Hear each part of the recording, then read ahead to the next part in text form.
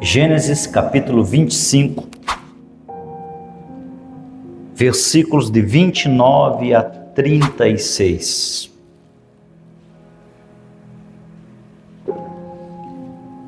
Gênesis 25. Se você não tem Bíblia, olha na tela aqui. Diz assim a palavra: E Jacó cozera um guisado, e veio Esaú do campo, e estava ele cansado.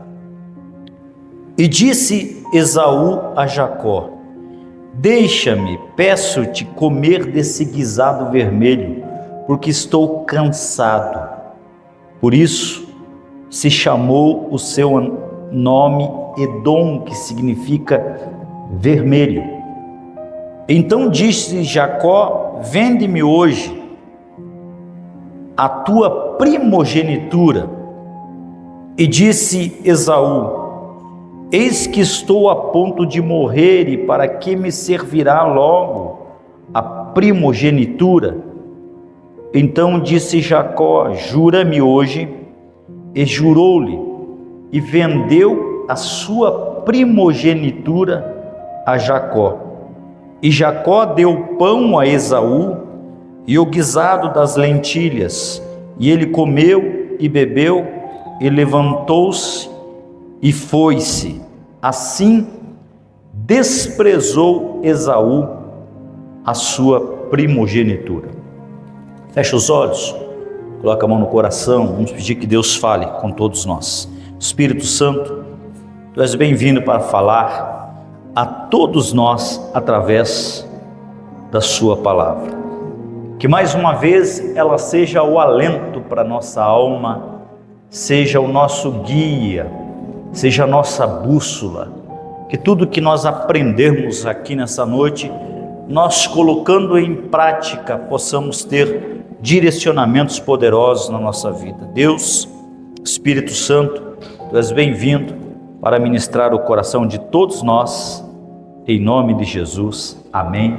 E todos digam amém. Assente-se, queridos. Eu estava estudando um pouco sobre Esaú,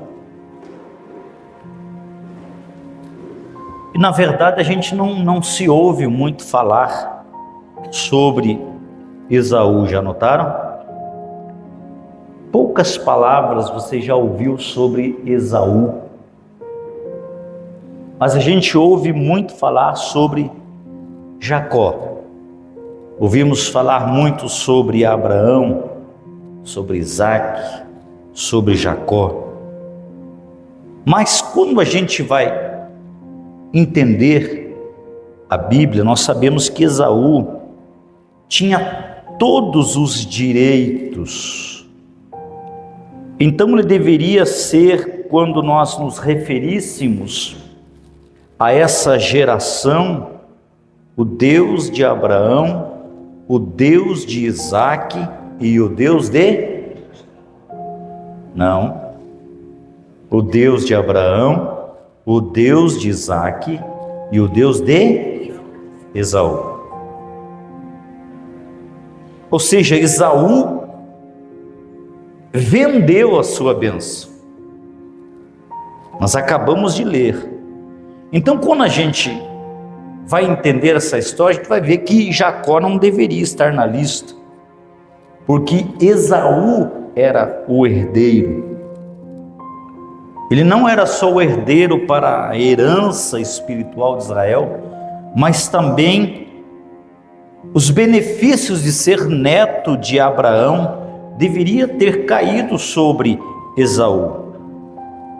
E aconteceu algo, e com isso veio o transporte da propriedade, o transporte dos direitos, dos bens, dos serviços, das oportunidades espirituais, do intelectualismo e da influência com Deus. Tudo esse homem perdeu por causa de uma decisão errada. Então, tudo isto ele tinha, só que ele perdeu tudo. Porque simplesmente porque ele estava com fome. Foi o que nós acabamos de ler. Ele estava caçando o dia todo, e a Bíblia conta que ele estava com fome. E quando ele voltou, o seu irmão Jacó tinha uma tigela de lentilha, uma tigela de sopa, uma tigela de mingau. E porque ele estava com fome, Jacó fez um acordo com Esaú. E eu meio que ia dizer que Jacó o enganou, mas eu acho que nós damos muito crédito a Jacó, porque Esaú era simplesmente estúpido. Essa é a palavra certa. Vocês sabem, nós vamos ser justos. Por exemplo, se eu dissesse para qualquer um de vocês aqui, eu tenho uma bicicleta, viu, Sandro, e eu quero trocar com você no teu carro. E se você aceitasse, eu não estaria te enganando, né? Você seria estúpido de trocar uma bicicleta por um carro. Então notem aonde que acontece a estupidez, né? Para um estúpido você não precisa enganá-lo, basta uma boa proposta. E nós vemos aqui que Jacó lhe ofereceu então um prato de sopa em troca do seu direito de primogenitura. E o direito de primogenitura incluía todos os direitos, todos os benefícios, todo o futuro, todo o seu destino. Tudo que ele possuía como herança foi comprometido por causa de uma tigela de sopa. Olha o que a fome faz com a gente, né? E a Bíblia conta que Esaú tomou isso não porque Jacó era tão bom para enganar, mas porque ele era estúpido. Porque ele se permitiu tomar uma decisão permanente sobre uma situação temporária. Foi isso que aconteceu. E eu quero começar aqui avisando vocês: tomem cuidado quando vocês vão tomar decisões, e principalmente tomar decisões permanentes sobre situações temporárias. Quantas pessoas não estão se perdendo por causa disto? E isso deve ser um bom lugar para você escrever, porque isso vai passar, a fome vai passar, a circunstância vai passar, e você poderá ter outra oportunidade. A frustração passará, a solidão passará, e você vai ter outra oportunidade, mas o inimigo te oferece um truque, algo enganoso. Sempre diante de situações, o diabo vem com as suas ofertas, e o truque dele não é ser glorificado. Então é só você tomar cuidado com a sua estupidez, porque o truque, o engano não é tão bom assim. Quando você considera que você está dando o seu futuro, de repente, dando os próximos 30 anos da sua vida, pelos próximos 30 minutos, você deve pensar. Então é isso que o texto significa. Mas o que é mais perturbador para mim não é de Esaú ser tão estúpido, porque se a verdade for dita, e raramente todos nós de uma forma ou de outra já fizemos algo estúpido, sim ou não? Todos nós já fizemos coisas que nós se arrependemos logo depois de 5 minutos. E talvez você diga: poxa, eu fiz algo tão estúpido, pastor, na vida, que eu me formei em estupidez, com honras. Era tão óbvio, era tão simples eu me escapar, era tão simples, era só dizer um não, mas eu acabei caindo. E o que é perturbador nesse texto, não é que Esaú fez algo estúpido, porque eu não estou sugerindo que a minha estupidez justifique a dele, e talvez seja que a miséria, ela goza de companhia, e que eu me permita sentar muitas vezes no banco com ela. Mas eu estou aqui nessa noite apontando para o fato que o humano sugere que é muito difícil ser humano e viver uma vida longa e não fazer algo estúpido. Vai chegar uma hora da nossa vida que nós vamos nos enrolar em alguma situação, que a gente vai se perder em alguma área da nossa vida.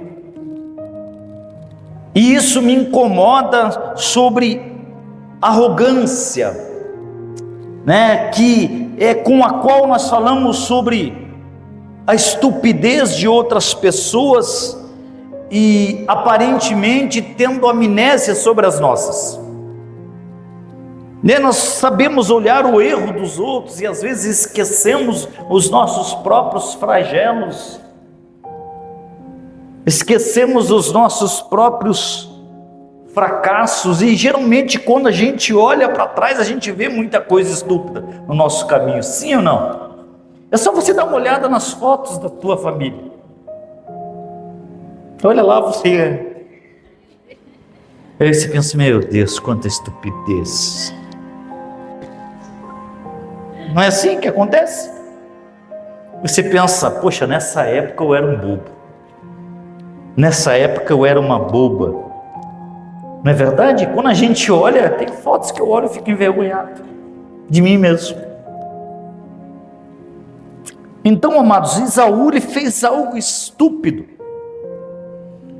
E todos nós aqui, alguma vez já fizemos uma escolha idiota também na nossa vida, sobre algo, ou sobre alguém, ou algum momento, e você acaba vivendo as consequências dessas decisões. As decisões que nós tomamos vão nos levar a uma consequência. E aí, 9 meses depois, ou 3 meses depois, ou 3 anos depois, todos nós vivemos com a consequência da nossa própria estupidez. Todos nós. E o que é perturbador sobre esse texto não é a estupidez com que Esaú tomou a decisão, mas a narrativa que está aqui, e aqui é onde é o ponto-chave para todos nós. Quem aqui já fez algo estúpido na sua vida? Levante a mão, só para me ver. Uma decisão que você se arrependeu, seja sincerinho. Amém? Quem já colheu fruto das suas decisões erradas? Quem ainda não colheu, vai colher. E aí isso é normal. Em nem tudo a gente é um expert. Em nem tudo a gente consegue se safar, nem tudo a gente consegue fugir. E a melhor coisa que eu quero ensinar para vocês aqui é quando Esaú se preparou para mudar a decisão errada que ele havia tomado. Entenda que se você decidiu errado, tem como você mudar isso.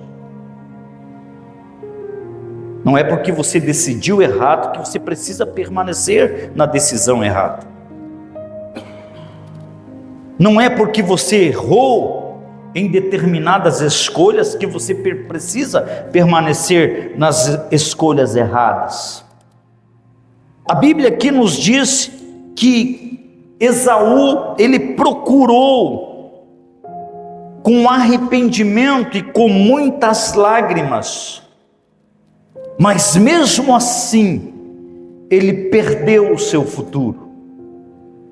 Então não é só porque ele fez algo estúpido, mas é porque ele foi incapaz de mudar o que ele colocou em movimento ao longo da sua vida. Então, aonde que está a grande derrota da nossa vida?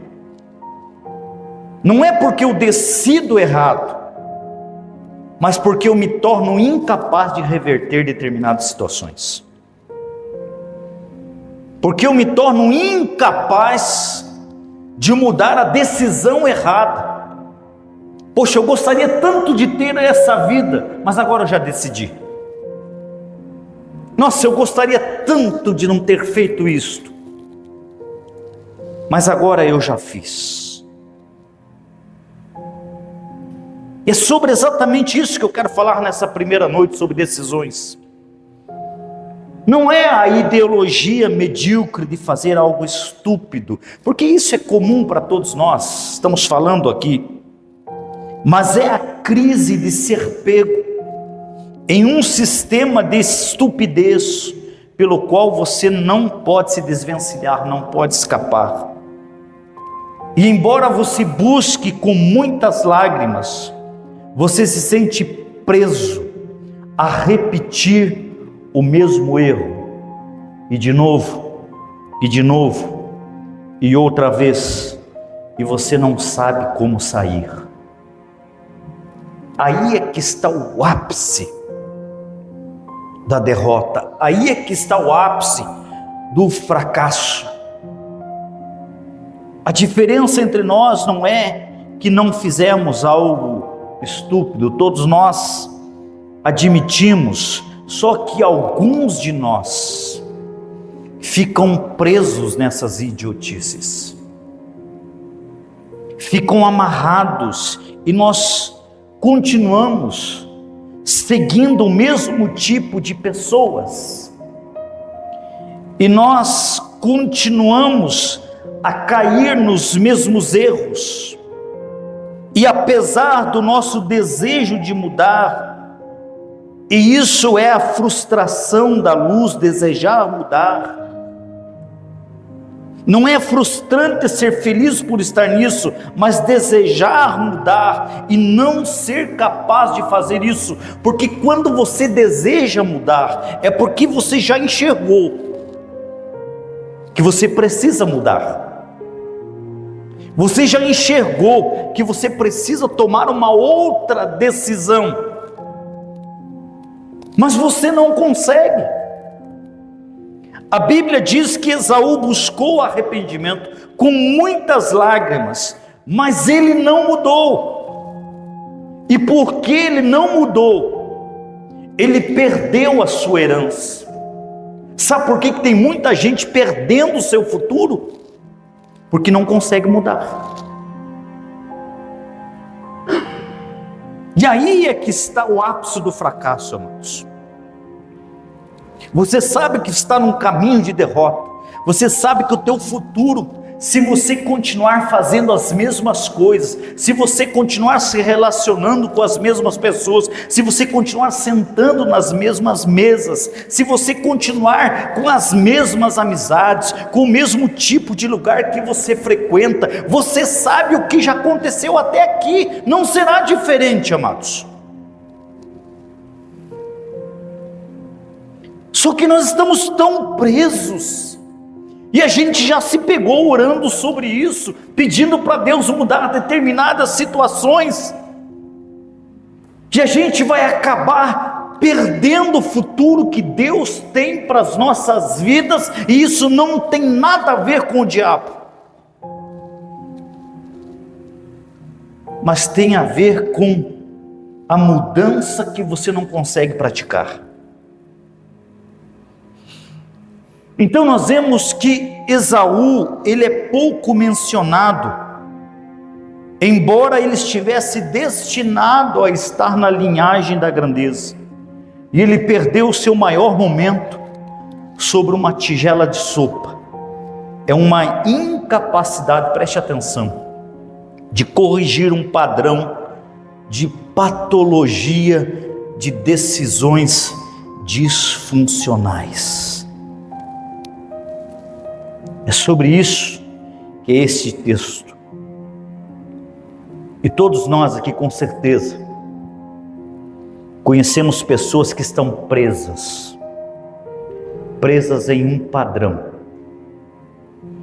E o que eu acho engraçado é que as pessoas continuam se envolvendo com o mesmo tipo de pessoas, com o mesmo padrão. Mudaram as caras, mas não mudam o padrão. Vou voltar com esse entendimento aqui para você guardar bem. Mudam-se os lugares, mas o tipo, o padrão não muda. Sabe, isso é doentio. Isso é problemático. E aí vocês vão ver, vocês estão observando isso. Nós vemos pessoas que mudam toda hora de um lugar, mas se ele não mudar o padrão dele, ele vai continuar com os mesmos problemas que teve aqui, que teve acolá, que vai ter daqui a pouco em outro lugar, porque muda-se o lugar, mas não muda o padrão. E enquanto não mudar o padrão, amados, não vai mudar a vida. E aí a gente pensa, né? Poxa vida, e tem gente que não aprendeu com os primeiros serial killers que ele se envolveu, porque ele acaba se envolvendo com outra pessoa com o mesmo estilo de vida. Notaram isso? A pessoa consegue se desvencilhar de uma pessoa problemática, de uma pessoa que era um inferno na sua vida. Vamos falar sobre relacionamento. Se desvencilha de um relacionamento problemático, tóxico. Dali a pouco se apaixona por um outro abençoado. Mas ela não se apaixonou por causa dele, mas por causa do padrão. Vai lá, é uma outra pessoa com o mesmo padrão, com os mesmos problemas. E aí a pergunta é: por que essas pessoas são atraídas para o mesmo tipo de problema? Será que essas pessoas pensaram que iam mudar essas pessoas? Você já parou para pensar nas disfunções que você tem na tua vida, meu irmão? Você já pegaram o padrão de um fofoqueiro, por exemplo? Quem conhece alguém fofoqueiro aqui? Seja sincero. Pega um fofoqueiro, coloca ele em qualquer lugar, desconhecido para ele. Coloca ele lá. Coloca ele num grupo de pessoas desconhecido para ele. Dali a pouco, aquele grupo está virado numa fofoca. Sim ou não? Pegue uma pessoa competidora. Vocês conhecem pessoas competidoras que vivem competindo um com o outro? Coloque ele num lugar, qualquer lugar. Dali a pouco, naquele lugar que ele foi plantado, está uma disputa de ego terrível. Por quê? Porque existe um padrão. E essa pessoa ela não consegue enxergar que é o seu padrão que precisa ser mudado. Não é as pessoas, não é os ambientes, onde ela não consegue se adaptar, porque ela consegue enxergar em todo mundo o problema, menos nela. E aí ela sofre por causa disto.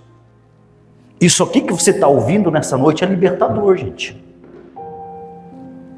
é você olhar para o teu padrão. Olhar para a tua vida, veja se isso não vem acontecendo. Veja pelos lugares que você passou. Veja onde você esteve. Veja os relacionamentos que você tem se envolvido. Você já tentou mudar. E o que eu quero focar aqui é Esaú buscar arrependimento. E arrependimento significa metanoia, que é mudar de ideia.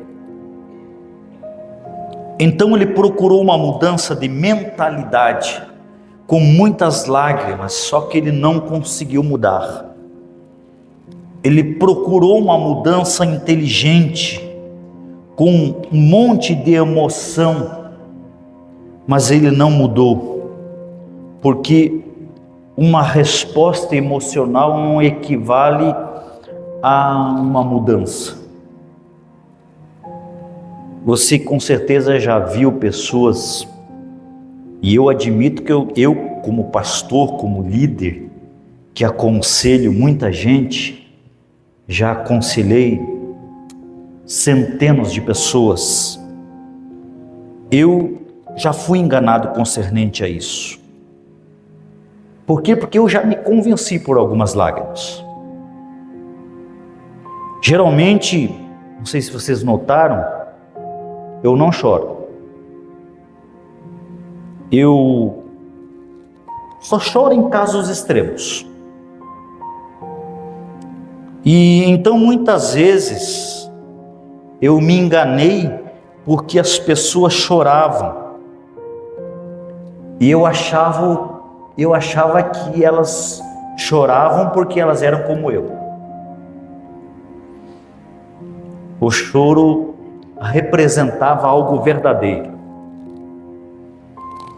Tipo assim, se eu chorar dizendo que eu te amo de verdade. Se eu chorar dizendo que eu errei de verdade. Se eu chorar de raiva, é melhor você sair da minha frente. Mas eu estou espantado com as pessoas onde as lágrimas não são indicação de qualquer intercâmbio em tudo. Elas podem chorar e estar mentindo. Isso surpreende alguém aqui além de mim?